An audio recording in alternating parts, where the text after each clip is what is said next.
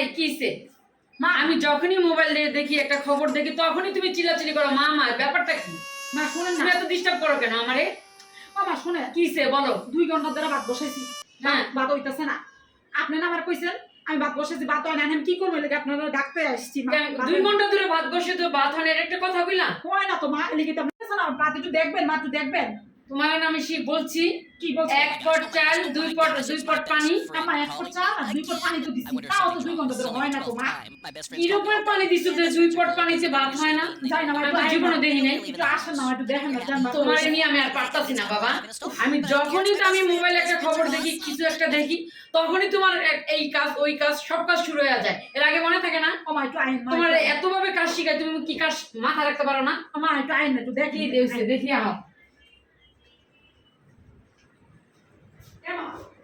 এই যে দেখেন, এই যে ভাত বসা রাখছি, 2 ঘন্টা হয়ে গেছে ভাত বসা রাখছি, 2 ঘন্টা হয়ে গেছে ভাত বসা রাখছি। একটু দেখেন না কি বসে। চুলা কি জ্বলতেছে? হ্যাঁ জ্বলতাছে।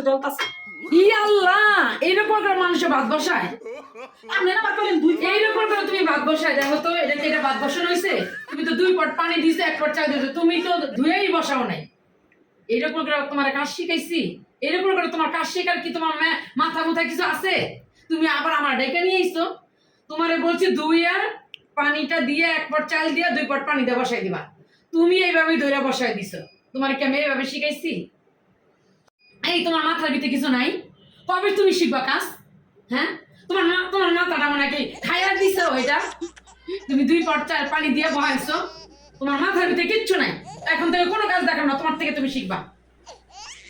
আমি যখনই বসি তখনই তুমি এরকম ডিস্টার্ব করো। আমি এইভাবে শিখাই, মানুষ এইভাবে শিখাইছি আমি তোমাকে। ঠিক আছে মা, ঠিক আছে। আর মা মাফ করো না, তুমি